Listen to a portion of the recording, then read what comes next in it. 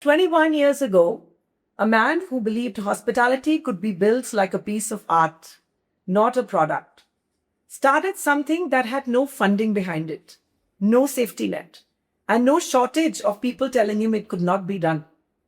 There were no headlines back then. There won't be any big fireworks today either. That's never really been his style. But this year, we wanted to sit down with him, not as a founder, not as a CEO, but simply as the person who's carried every version of the story for the last 2 decades. This is Mr. Ashish Vohra, and this is jüSTa Hotels in his own words. Sir, it's exciting. I'm going to ask you questions, not only as somebody who works with you, but also as my mentor. So, my first question to you: you've done this quietly every year, no big fuss. What does 21 years actually feel like? From the inside, away from the celebration. That is so you, in your own words.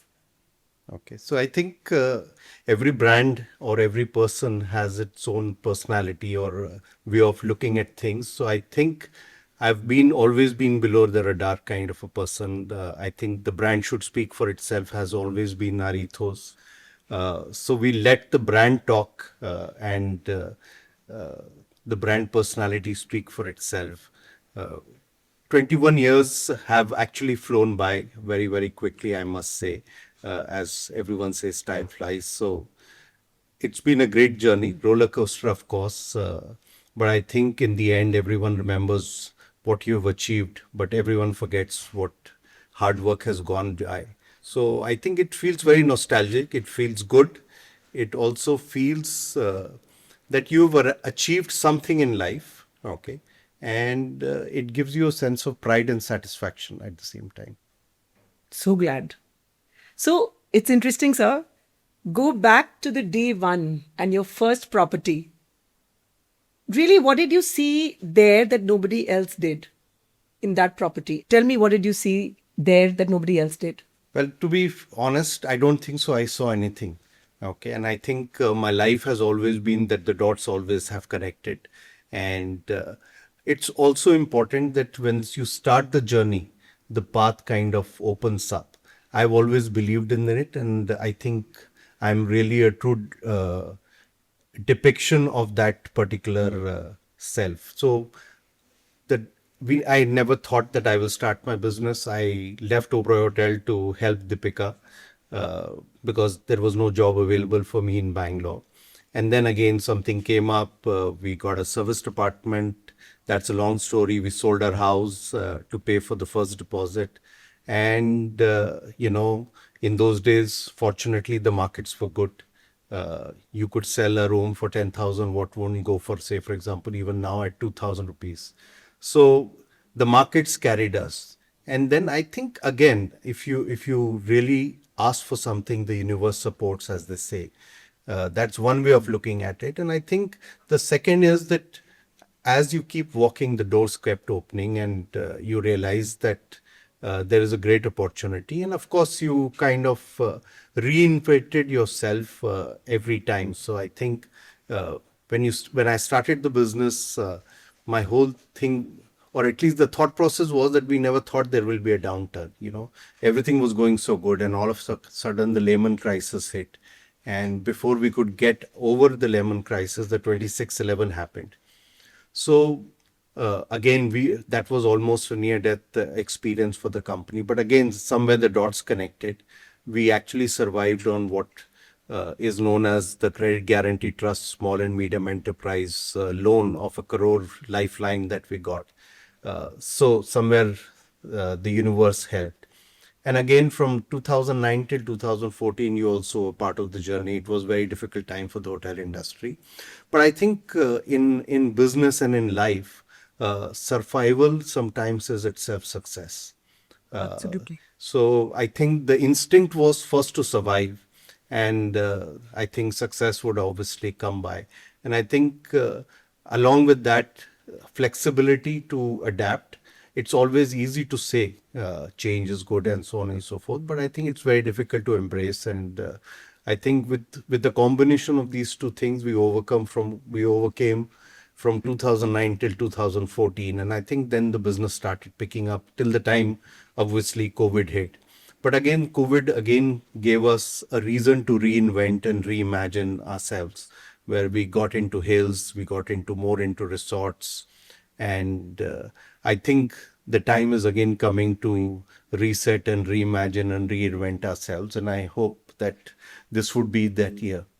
So, sir, no outside funding for 21 years. Was there a specific night you actually thought this will end? Not one night. I think there were many times that you always thought that this would end, and this is going to be difficult. But again, as I said, that I think if you and I think there's a saying that the night is darkest before dawn, and dawn is inevitable. So I think everyone, if you read Napoleon Hill, Think and Grow Rich, he talks about that there comes a time in every entrepreneur or everyone's life, and they're just about to give up, and that's the inflection point. If you continue, you overcome most of the times. They did a survey of almost 500 Fortune 500 CEOs, and they also came up with the same thought. So I think as I said before, our success lies in the fact that we believe that we have to survive. Okay. And to survive, you have to be flexible. You have to keep making changes. And we have been successful in that to some extent, not as much as one would like to, but we've done a decent job. So I think 2008 was such moment. 2009 was something like this. I think COVID was a very, very in retrospect, if you really look at it, I think it was the best teacher that in a real life situation one can have. But I think we are again back to making the same mistakes. So hopefully, Really? No, I have to tell you, and as somebody who works with you, there's a chip on my shoulder to say we've survived 21 years, because I was doing a Google search, and actually they were about, I think, close to 40 companies between 2005 and 21 that came and couldn't survive. They either had to reposition, repurpose, rename, and they just went off the radar. So I think it really is a. So let me also tell you that I also think that by 2030 there will be 10 international brands and 10 Indian brands, and I think we should now start gearing up to be ready to be among those 10 Indian brands which have survived, because I think there will be a lot of industry consolidation as we go forward. And I think it's time now to start preparing for it, which we are obviously doing. Yes, sir. No pressure on me. Okay, sir. This is going to probably hit hard, but take me to the worst month, not the worst year, the worst month, and what had happened. So that specific sort of. I think COVID was obviously the worst nightmare. But I think even during COVID, it's just amazing how dots connected and doors opened, because there were times that you almost had no money. So when the first wave of COVID hit, and this is how the universe helps you. March 2020. Yeah, and around first week of May, we got a call first from Canara Bank, who was our banker at that time, that we are giving loans to hospitality companies, and would you like any? And I said, yeah, of They course. called you. They called us. So unusual for a public sector bank to call you. And they actually gave us a loan of 1 crore 6 lakhs on a phone call and a mail. Without any documentation. We Wow. had 1 crore 6 lakhs. And then, of course, the government came up with the emergency credit lines, and we availed 2 of them. So I think it's been tough, but I think it's also been very enriching, because, every company should reach reach a particular scale and find its own edge, as all human beings should, to be future ready. And I think that's what we've been trying to do. No, but just before that, was there a particular night where you actually told Deepika, that's it, I'm closing it? Was it ever like that? No, never. You knew that you are going to survive this. Yeah. You knew you're going to carry on. Yeah. I have never ever thought that I will close it. I have never ever thought that this will not survive. I'm very, very optimistic about these things. I'm very resilient. But I think, see, if you really look at life, there's obviously an outer self, which is the business part, which is strategy and structure and skills and all of that, and tactics and running of the business. And I think the larger part is your internal mental framework. And I think that's how some top athletes are what they are, and some top entrepreneurs are what they are. So I think that's something special. Some part of it has come to me, that I have never ever thought that I'll give up, or this is not for me, or I can't do it. Uh, and I have always been very, very lucky, or the universe has conspired to help me out, or the doors have opened, but I have never stopped walking and trying to find the right path. So, and the doors have always It's opened. amazing. I mean, like I said, I'm hearing your stories, but to actually be resolute at the point where, the world was collapsing, a lot of people just sort of, upped. It's amazing. And, there's the question, next question is related to that. Companies with more money than you have died in the 21 years. What's the one thing in you that didn't let this die? I know you just said luck, but there No, has I to be. think matlab, we'll have to go back a little bit, but so every human being finds its own edge. And just to take you back, when I joined Oberoi Hotel, I was the odd man out, because here was a guy, middle class family, small town, first time really entering a five-star hotel, and as plush as the Oberoi Bombay. Uh, and the only thing that helped me stood apart how was part of my upbringing, which was reading. And I would be able to hold conversations, which were business conversations, with a lot of CEOs, which we had access to in those days at Oberoi, salespeople, much better than some of my well-heeled colleagues. So I think I had, I had the edge that, you know, that failing was not a big problem for me, because I was living a balanced, even life. So I don't think so. I had the fear of losing. A lot of people actually collapse because they have a fear of losing a lot. And once you overcome that fear, I think life is beautiful. So, one of the things, sir, I know we speak about jüSTa being India's first art-led brand.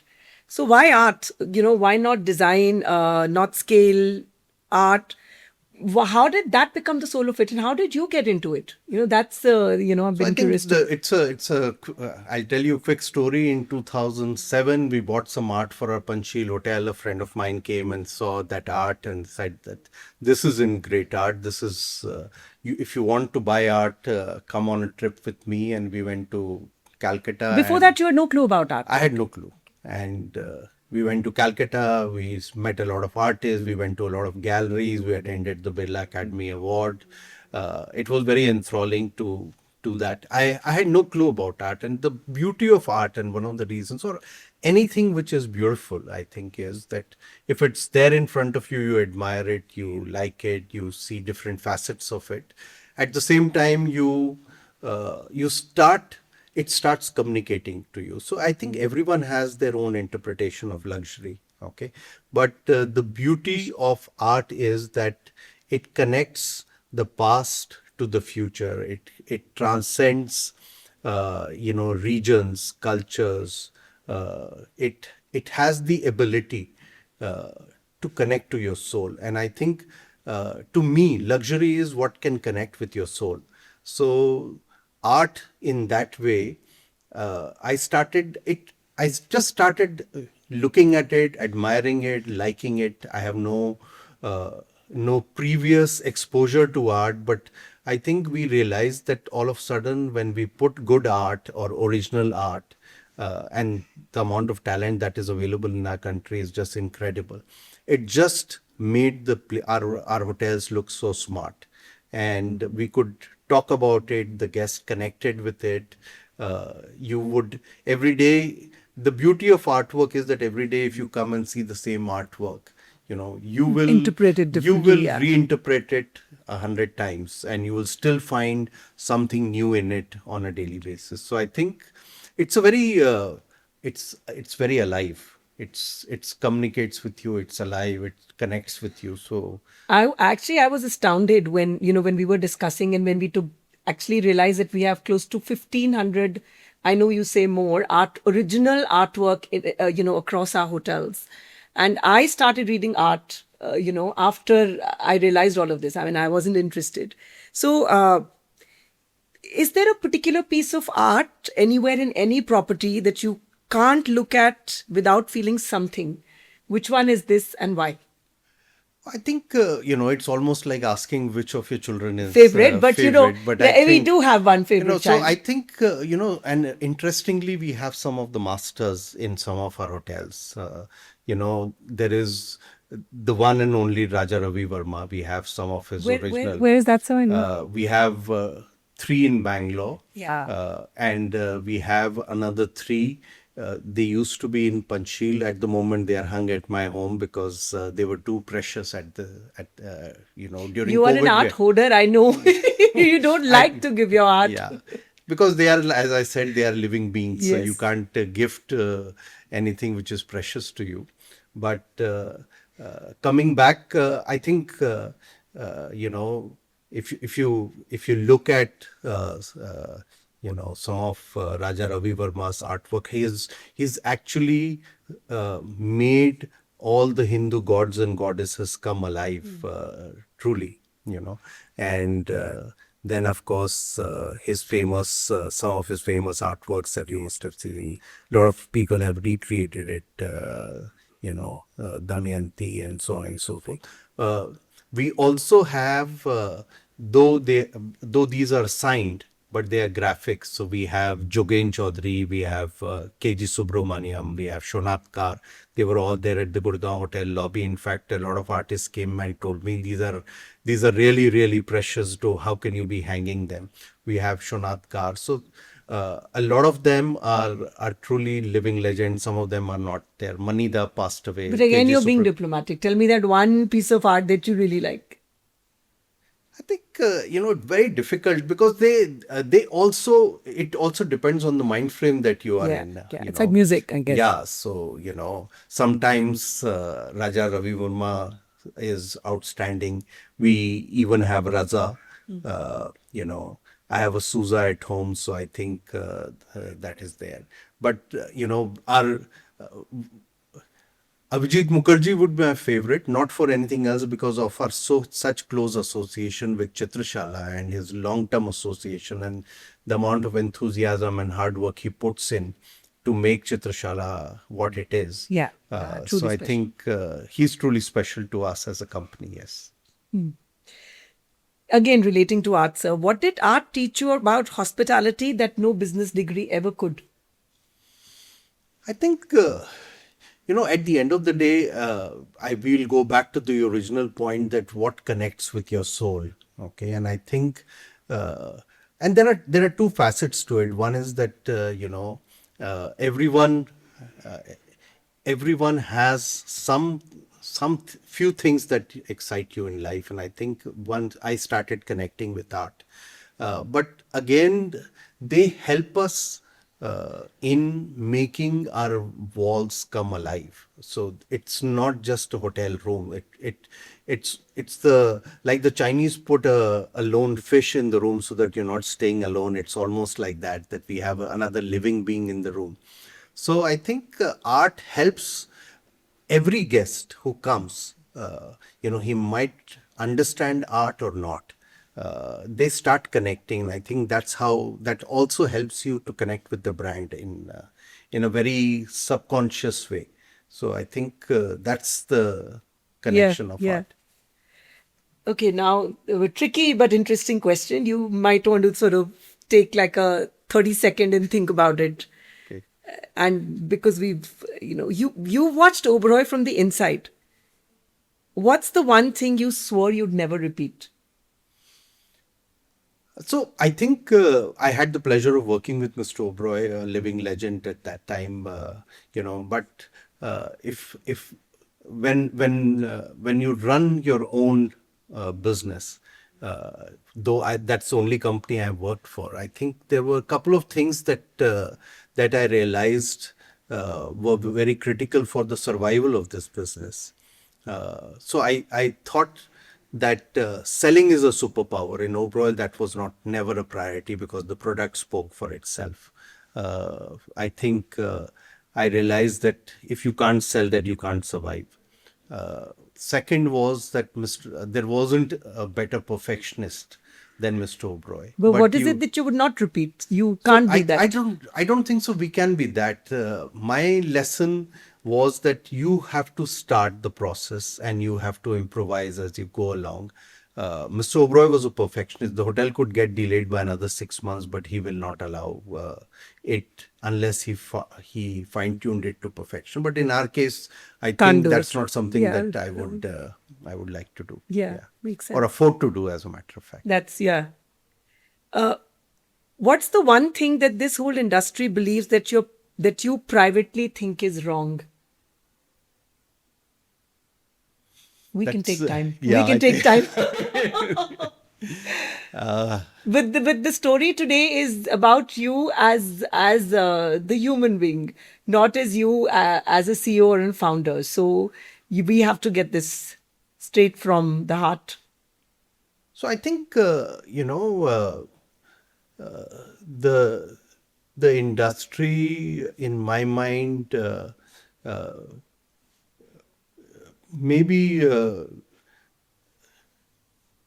I was always the outsider in the industry, as I was telling you earlier, that I had no hotel management background, I had no family background of hotels. So I was, in a way, if you really ask me, I think my biggest advantage has been that I was always the outsider. Okay, I was never the insider. So I found my edge being an outsider and looking at things a little more differently from people who have always lived and have been breathing and have a much more deeper understanding of how it should work. Okay, but for me, because I was the outsider, I think I had a better ringside view and I could do things differently than others, maybe. 21 years of Indian traveler, what never changed at all? We know what's changed. I think the basics will all never change. I think a happy customer is something that each hotel will continue to aspire for. I think the interesting thing is that the fundamentals will never change. Okay, that the customer should be happy. You should give good service. But what is the customer? What is not changed at all in 21 years about the customer? We know what's changed, and they're looking experiential, think, this, that. But what is not changed? Everyone likes recognition, say, for example. Everyone appreciates good food. Everyone likes good service. I think these are fundamentals which will never change. They will all, I think a lot of emphasis is going on about what is going to change in next 3 years and next 5 years. And I think in that process, we should not forget what will not change. So great customer service is always going to be a requirement. Good food is always going to be a requirement. Cleanliness and hygiene and so on and so forth are always going to be the basics. So I think those basics, if we hold on to, the rest can always be built on. Bigger and better. Yes, of Discounts, course. rooms, everything. Okay. If a 25-year-old came to you tomorrow wanting to build a company with zero funding, you have 125-year coming, what's the one true thing you truly tell them? I think first and foremost, I think if even I had to do, this all over again, it would be very difficult. But I think one thing that I would tell any youngster is that, there's a lot of debate that is the glass half empty or half full. I would shift the debate and tell him that figure out how to fill it rather than That's figuring interesting. out Yeah, how to, that's nice. how to keep it half full or half empty. Yeah, it's a very nice one. Okay, sir, what's the hardest thing you felt and never said out loud to anyone? Not your team, not your family. You need to say it here. It's 21 years, it's special, you have to say it here. Well, I think, the way we were brought up, I think it's very emotional, but our parents would never say "I love you" kind of thing. So it was always in small gestures, right? As you grow up, your father would buy you a meal, and that would be his way of, or buy you a shirt, or give you some money when you're leaving home. And I think being, I have not been very, very expressive with my children either. So I think if there is something that you know, I really wanted to say even to my father, who I knew was is going to be gone away, but we could never say, was that it was my last meeting when I ever hugged him. So I think that's something that inability to express love and affection sometimes is something that I think my family would have also felt, which Do you want to say it now to your family? You should. You should. You I should. think there's a saying that मंजिल को क्या पता कि कारवां में क्या क्या तो रह आज रह आज गया. आज आप बोल You know. दीजिए मंजिल को भी बोल दीजिए. You should. Your kids need No, to I know your think, wife. my biggest regret is actually not spending enough time with the kids when they were growing up. Deepika has brought them up single-handedly. So I think, my inability to be there always is something that I truly regret. But you love them. So I'm Of saying this. course, yeah. Okay. But so do you ever feel sad? That's the only time I feel bad. I think I've uh, my I have not. I think what happens is that the quality and the quantity is something that I learned and evolved as over a period of time. Sometimes half an hour focus with the kids is much more than a day spent. But I have this issue that I would pick every phone and I would want to answer every mail. So even when you're trying to connect with them and there's a call and then things get disconnected. But I think, yeah, of course I love them, and I think now over a period of time, I think they've also started understanding and appreciating that this is something special that we've built over a period of time. And I think no, it's something that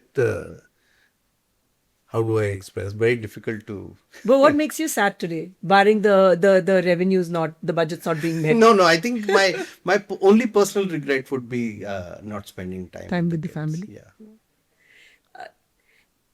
I know. I mean, I know you've been through. You lost your dad recently. But is there someone who should have been here to see this 25th, 21st year, and isn't? So I think, of course, my dad, he gave me the most precious gift, which was reading. Okay. Uh, Even till his last day, he could read and write. So I think it's something that I have gained from him.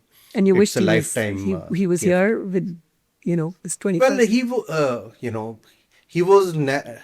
he would always be proud when there was a newspaper article or a new hotel opening and so on and so forth. So of course he would have been very, very happy and pleased.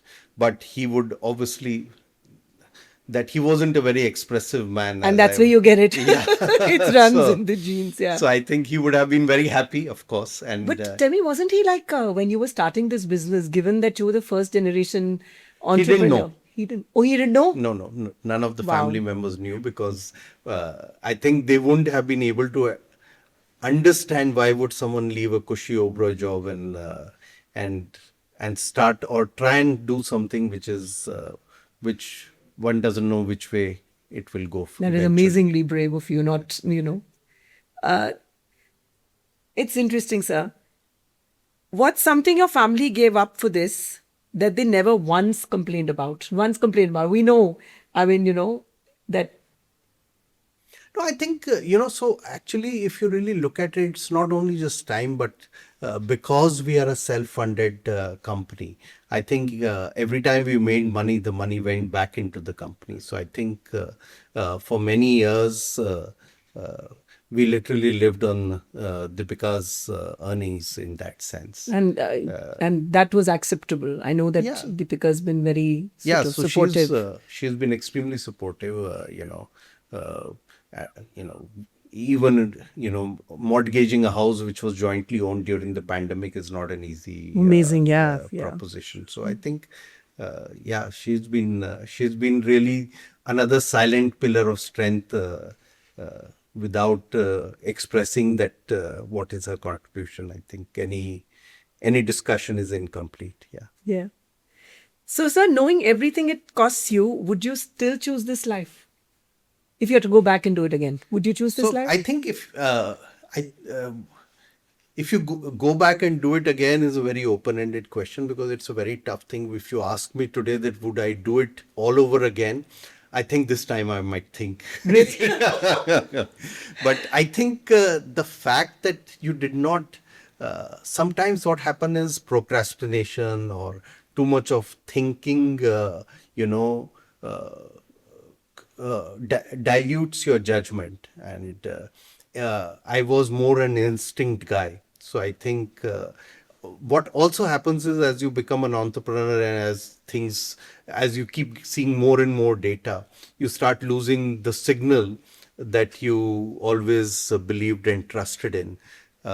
This is something that I've actually again looked back and said that, listen, whenever you take a decision based on instinct, I've never been wrong.